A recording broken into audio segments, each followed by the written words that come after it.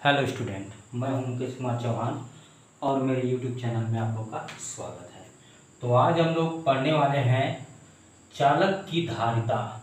धारिता मतलब होता है कैपेसिटेंस। ठीक है, तो धारिता का मतलब एक बार हम लोग समझ लेते हैं, धारण करने वाला। इसका मतलब क्या होता है? धारण करने, वाह, धारण करने की क्षमता, धारण करने की क्षमता, यही हमारा धारिता है। लेकिन फिजिक्स में हम लोग इसे कैसे समझेंगे, इसको मैं आज बताने जा रहा हूं। जैसे कि कोई भी चालक है, कोई चालक है, मान के चलिए ये कोई चालक है, ठीक है। तो इस चालक को जैसे ही विभव दिया जाता है, क्या दिया जाता है? विभव नहीं, आवेश दिया जाता है, सॉरी ये आवेश रहेगा, आवेश दिया जाता है, ठीक है।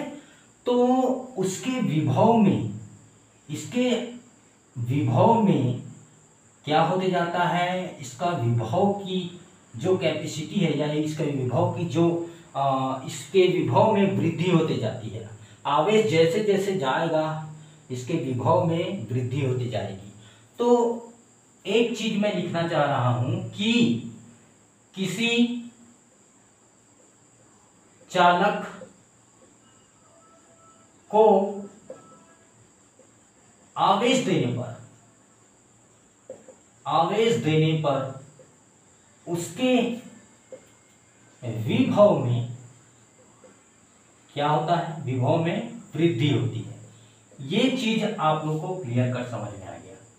वृद्धि होती है, इसका मतलब अर्थात हम लोग इसको बोल सकते हैं, क्या बोल सकते हैं कि जो आवेश होता है, आवेश जो होता है वो विभव के अनुक्रमानुपाती होता है। जो आवेश होता है वो विभव के अनुक्रमानुपाती होता है, क्योंकि जैसे जैसे हम लोग आवेश की मात्रा को बढ़ाते जाएंगे वैसे वैसे विभव का जो मान है विभव में वृद्धि होते जाएगा। जैसे जैसे, यहां पर लिख भी दे रहा हूं मैं, जैसे जैसे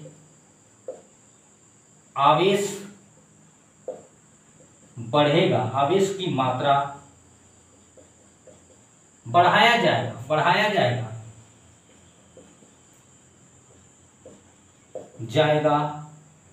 तो क्या होगा? तो विभव में वृद्धि होता जाएगा, विभव में वृद्धि होता जाएगा, ठीक है। तो इसको, इस लाइन को और आगे क्लियर समझने के लिए Q इक्वल टू C और V। अब ये C कहां से आ गया? ये है हमारा एक नियतांक। ये क्या है? एक नियतांक है। इसी नियतांक को हम लोग बोलते हैं विद्युत धारिता, धारिता कैपेसिटेंस। यही हमारा कैपेसिटेंस है। अगर हमें C का वैल्यू चाहिए तो C इक्वल टू क्या हो जाएगा? Q upon V। Q upon V। Q क्या है? अब ये इसको समझ लेते हैं। ये है धारिता और Q जो है आवेश की मात्रा है, आवेश की मात्रा, और V जो है विभव में वृद्धि है, विभव में वृद्धि। अब इसको एक बार समझ लेते हैं, इसका हमें परिभाषा कैसे बनाना है। यदि परिभाषा हमें चाहिए तो कैसे बनाएंगे इसका परिभाषा, इसको समझ लेते हैं। तो परिभाषा को मैं लिख दे रहा हूं। तो आइए देखते हैं परिभाषा। परिभाषा दो प्रकार से हो सकता है। पहला परिभाषा क्या है कि किसी चालक के विभव में इकाई वृद्धि करने पर आवेश की मात्रा धारिता के बराबर होती है, जितना आवेश लगता है। जैसे मान के चलिए यहाँ पर C equal to Q upon V है। यदि हम लोग V को मान लेते हैं 1, तो V को मान लेंगे 1 तो क्या हो जाएगा? C जो है Q के बराबर हो जाएगा, C जो है Q के बराबर हो जाएगा। इसका मतलब क्या है? V का वैल्यू 1 है, मतलब V में कितना वृद्धि किए हैं? इकाई वृद्धि करने किए हैं। V मतलब विभव, तो विभव में इकाई वृद्धि करने पर जो आवेश होता है, ये आवेश की मात्रा जो है धारिता के बराबर होता है। पहला ये परिभाषा है, इस परिभाषा को आप बता सकते हैं। दूसरा ये है कि किसी चालक के विभव में वृद्धि करने के लिए हमें जितनी जितनी आवेश की मात्रा लगती है, जितनी आवेश की मात्रा हमें लगेगी उसे ही हम लोग विद्युत धारिता कहते हैं। अब इसको समझने के लिए मैं एक चीज बता दे रहा हूं, यहां पर ध्यान दीजिएगा। जैसे कि मान के चलो एक चालक है, ये चालक है, ये क्या है, कोई चालक है, और इस चालक को कितना आवेश दिया जा रहा है, Q आवेश दिया जा रहा है। तो इसका विभव जो है 10 वोल्ट है, इसका विभव कितना वोल्ट है, 10 वोल्ट है। अब यदि इसका विभव 10 वोल्ट है, अब हम लोग क्या करेंगे, इसके विभव में हमें वृद्धि करना है। क्या करना है, वृद्धि करना है। किसमें भी वृद्धि करना है, भी में, भी मतलब विभव में वृद्धि करना है। और कितना वृद्धि करना है, 10 है तो ये 11, 10 है तो 11 वोल्ट करना है। तब ये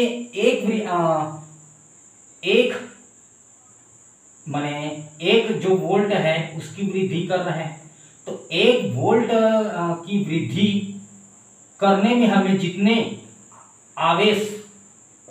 जितना आवेश लगेगा, 1 वोल्ट वृद्धि करने में, पहले तो वो 10 था, अब 10 से उसको 11 करना है, ठीक है। तो 11 करना है मतलब कितना वृद्धि हो रहा है उसमें, 1 वोल्ट की वृद्धि करना है। तो 1 वोल्ट की वृद्धि करने में हमें जितना उष्मा उसमें खपत होगा या जितना उष्मा हमें लगेगा वही उसकी धारिता कहलाएगी। तो ये रहा आप लोग का चालक की धारिता का परिभाषा, डेफिनेशन। इसका मात्रक क्या होता है उसको जान लेते हैं। तो यहां को मैं मिटा रहा हूं।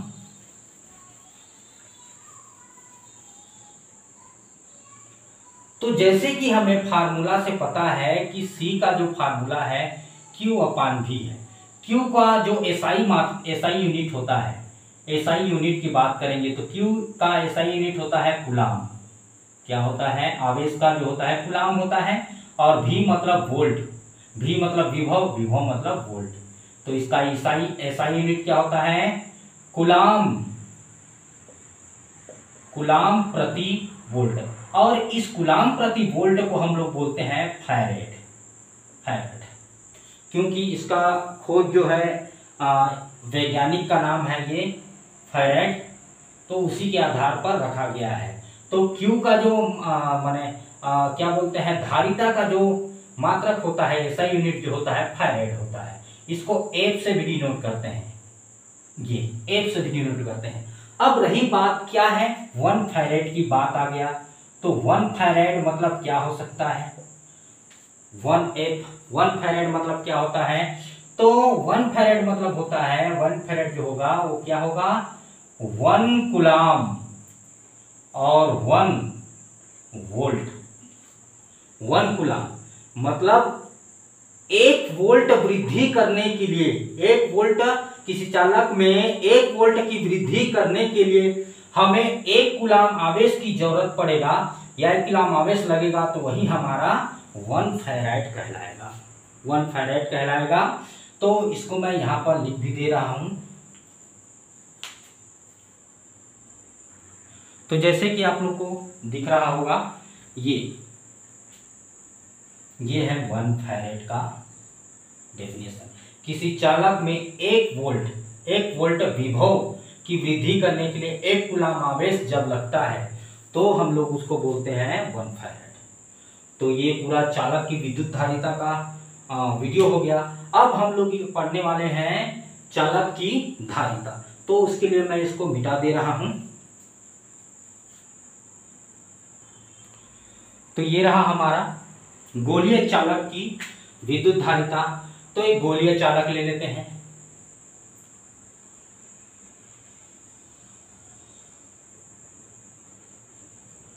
ये है हमारा गोलीय चालक। मान के चलिए गोलीय चालक क्या है, ए है। तो यहां पर लिख देंगे, माना कि गोलीय चालक ए है, ठीक है। अब ये जो है उसका केंद्र है O, ठीक है। अब इसको हम लोग आवेश देंगे, क्या देंगे, आवेश देंगे, प्लस चार्ज देंगे, ठीक है।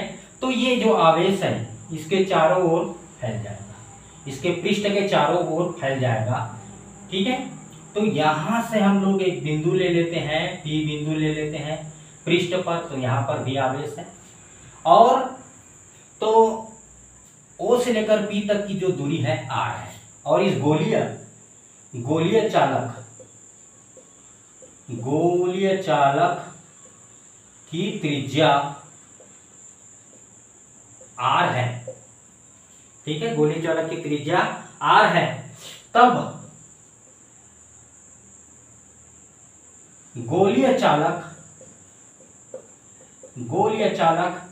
A को प्लस Q आवेश देने पर अगर प्लस Q आवेश देंगे तो बिंदु P पर विभव क्या होगा, इसको देख लेते हैं। बिंदु P पर विभव क्या हो जाएगा, मैं बताया था बिंदु आवेश का जो विभव का फार्मूला होता है क्या होता है, V इक्वल टू, और एक बात और बता दे रहा हूं, अगर गोलीय चालक है तो ये समविभव पृष्ठ बन जाएगा, जिससे क्या हो जाएगा, इसमें जितने भी आवेश हैं वो क्या है, केंद्र पर केंद्रित हो जाएंगे। केंद्र पर क्या हो जाएंगे, केंद्रित हो जाएंगे। ठीक है, ये केंद्र पर केंद्रित हो जाएंगे। तो यहां पर केंद्र पर केंद्रित होंगे पूरा संपूर्ण आवेश। तो P बिंदु पर उसका विभव क्या होगा, तो इसको हम लोग निकालेंगे तो 1/4πε0 और यहाँ पर Q/R, ये हमारा पहला फार्मूला बन गया। अब जैसे कि हमें पता है, क्या पता है, हमें ज्ञात है कि धारिता का जो फार्मूला होता है C इक्वल टू क्या होता है, Q/V। तो ये वाला V को इस V, ये पूरा टर्म्स आया है समीकरण नंबर 1, इसको हम लोग इस V के पास रख देंगे, तो उठा के रखेंगे तो C इक्वल टू क्या हो जाएगा, Q/1/4πε0, यहाँ पर Q/R, ये रहा V का वैल्यू जो समीकरण 1 से प्राप्त हुआ है। ठीक है, अब यहाँ पर C इक्वल टू हो जाएगा 4πε0R, यहाँ पर Q आ जाएगा और बटे में आ जाएगा Q, तो ये Q कट जाएगा, तो हमारा C इक्वल टू आ जाएगा 4πε0R। ये जो समीकरण नंबर 2 बना है, यही हमारा क्या है, गोलीय चालक की धारिता है। तो गोलीय चालक की धारिता को हम लोग 2-3 प्रकार से डिफाइन कर सकते हैं, जिसको मैं बता रहा हूं। तो ये 3 स्टेप में ये जो हमारा समीकरण नंबर 2 आया है उसको समझ सकते हैं। जो क्वेश्चंस आएंगी ये 3 स्टेप के द्वारा ही आ सकते हैं। तो पहला जो स्टेप बन रहा है वो कैसे बनेगा, गोलीय चालक की जो धारिता है उसकी त्रिज्या मतलब R के 4πε0 गुना होती है, जैसे कि समीकरण नंबर 2 से स्पष्ट है। गोलीय चालक की धारिता हुआ और ये 4πε0 और ये R मतलब त्रिज्या, ये समीकरण 2 से स्पष्ट है। समीकरण 2 से आप लोग को स्पष्ट हो जाएगा, ये हमारा समीकरण नंबर 2 से। स्टेप दूसरा क्या बोल रहा है, गोलीय चालक की धारिता उसकी त्रिज्या के अनुक्रमानुपाती होती है। अब इसको समझने के लिए हमें इसको मिटाना पड़ेगा, तो इसको मिटा लेते हैं अपन। अब जैसे कि यहाँ पर दूसरा स्टेप क्या बोल रहा है, गोलीय चालक की धारिता उसकी त्रिज्या के अनुक्रमानुपाती होती है। यदि 4πε0 को नियतांक मान लेते हैं, क्या कर लेते हैं, नियतांक मान लेते हैं। ठीक है, तब ये क्या हो जाएगा, C इक्वल टू, ये हमारा नियतांक हो जाएगा, नियतांक गुणित हो जाएगा R, नियतांक गुणित हमारा R हो जाएगा। ये समीकरण नंबर 2। यदि हमें नियतांक को हटा देना है तो यहाँ पर अनुक्रमानुपाती वाला सिंबल लग जाएगा। अब ये हो जाएगा त्रिज्या के हमारे अनुक्रमानुपाती। तो इसको मान लेते हैं अपन समीकरण नंबर 3। ये जो है समीकरण नंबर 3 से आप लोग को स्पष्ट हो जाएगा। ये हमारा दूसरा स्टेप समीकरण नंबर 3 से, यहाँ पर 4πε0 को एक नियतांक मान लेंगे, तो यहाँ जो है C मतलब धारिता जो है त्रिज्या के अनुक्रमानुपाती या समानुपाती हो जाएगा। ठीक है, अब अगले स्टेप को समझने के लिए अगला स्टेप हमारा क्या बोल रहा है, सीजीएस पद्धति में गोलीय चालक की जो धारिता है उसका आंकिक मान उसकी त्रिज्या के बराबर होता है। इसको समझने के लिए हमें ये इसको मिटा दे रहा हूं मैं।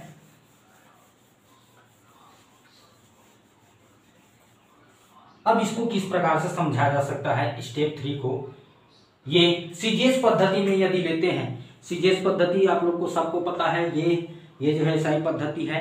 सीजीएस पद्धति में यदि हम लोग लेते हैं, सीजीएस पद्धति में, तो सीजीएस पद्धति में अब ये क्या हो जाएगा, सीजीएस पद्धति में हमारा जो विभव है, विभव का जो फार्मूला है वो क्या हो जाएगा, विभव मतलब क्या होता है, हमारा विभव का फार्मूला क्या हो जाएगा, धारिता का फार्मूला आप लोग को तो पता ही है क्या होता है। तो धारिता का फार्मूला क्या होता है, विभव का पहले फार्मूला ले लेते हैं अपन, ये सीजीएस पद्धति में तो ये हमारा हो जाएगा Q/R, जो 1/4 पाई एप्सिलॉन 0 रहता है ना, उसको हटा देंगे। अब C का जो फार्मूला होता है Q/V, तो यहाँ पर V के फार्मूले को रख देंगे तो ये क्या हो जाएगा Q/Q और बटे में R, इसको आगे बढ़ाएंगे तो Q × R बटे में Q, तो ये और Q कटा, तो यहाँ पर जो C है, C बराबर क्या आ गया, R आ गया। तो C बराबर क्या आ गया, हमारा R आ गया, जो स्टेप नंबर 3 हमारा ये समीकरण नंबर 4 से सिद्ध हो गया।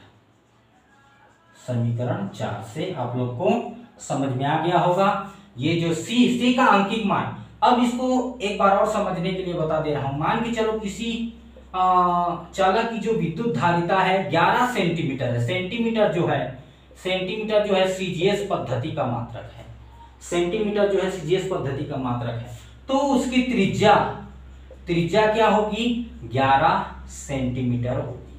उसकी त्रिज्या कितनी होगी, 11 सेंटीमीटर होगी। यहाँ पर बोला गया है आंकिक मान के बराबर होती है, ये आंकिक मान है 11, यहाँ पर दिया है तो यहाँ भी ये 11 होगा। बट आप लोगों को इस बात को ध्यान देना पड़ेगा वो सीजीएस पद्धति में है कि नहीं। अगर सीजीएस पद्धति में है तो उसकी त्रिज्या भी उतनी ही होगी जितनी उसकी धारिता है।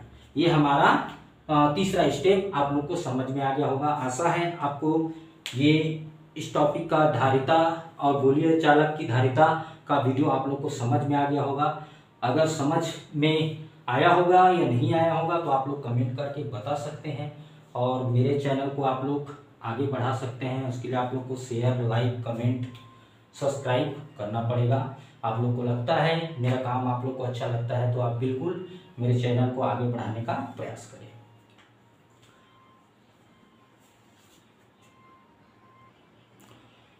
धारिता के टॉपिक और सूत्र को समझने के बाद एक क्वेश्चन मैं आप लोग को सॉल्व करके बता रहा हूँ, न्यूमेरिकल्स। यहाँ पर जो पूरी तरह से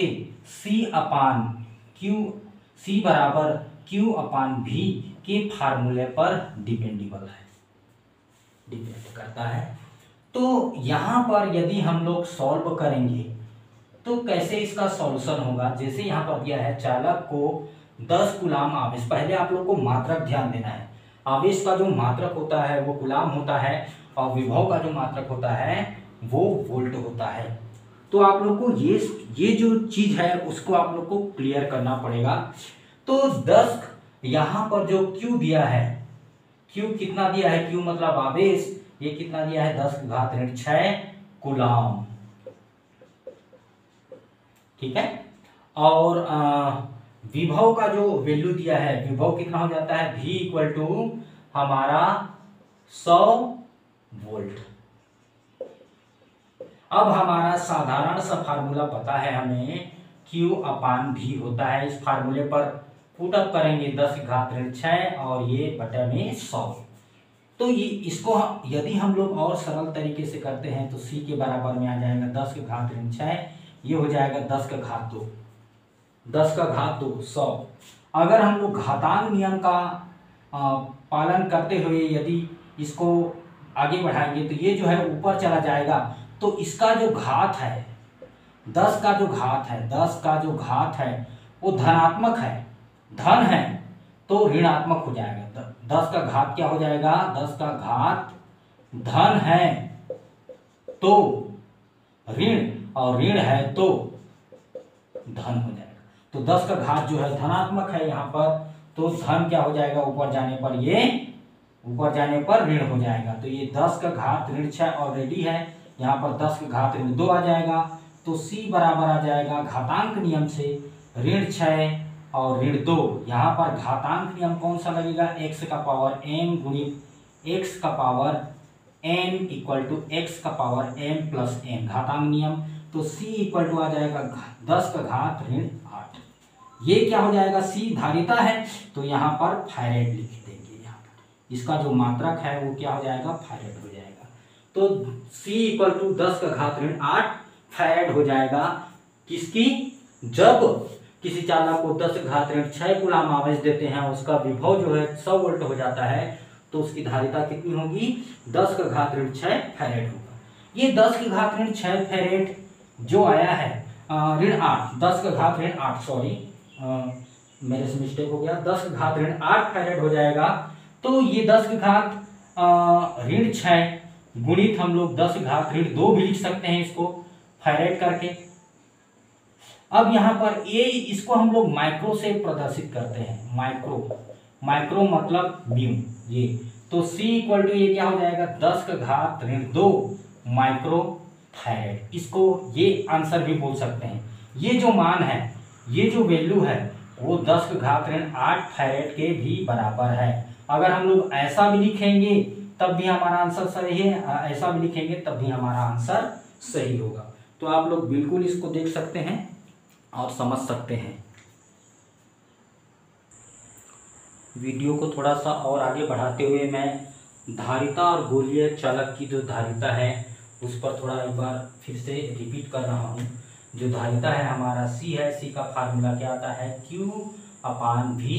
Q को हम लोग बोलते हैं आवेश की मात्रा, V मतलब विभव में वृद्धि। इसका परिभाषा मैंने पहले बता चुका है। और धारिता का SI मात्रक फैरेड होता है, CGS मात्रक जो होता है स्टैक फैरेड होता है। इसका विमीय सूत्र जो होता है m power -1 L power -2 T power 4 और A 2, इसका विमीय सूत्र होता है ये। और गोलीय चालक की जो धारिता है हमारा फार्मूला आया था, इतना आया था 4 पाई एप्सिलॉन 0 R। और पहले चीज में बताया था कि 4 पाई एप्सिलॉन 0 R के त्रिज्या के गुना होता है उसकी धारिता, गोलीय चालक की धारिता। गोलीय चालक की धारिता जो है त्रिज्या के अनुक्रमानुपाती होती है, ये भी बताया था। तो ये वाला स्टेप। और गोलीय चालक की धारिता त्रिज्या के बराबर भी होती है, लेकिन कौन से पद्धति में होती है, CGS पद्धति में होती है। तो ये रहा आप लोग का ये रहा हम लोग का आज का वीडियो। आप लोग को कैसा लगा कमेंट करके बता सकते हैं, और कमेंट करके बिल्कुल बताइएगा और अधिक से अधिक शेयर करने का प्रयास करिएगा। Thank you.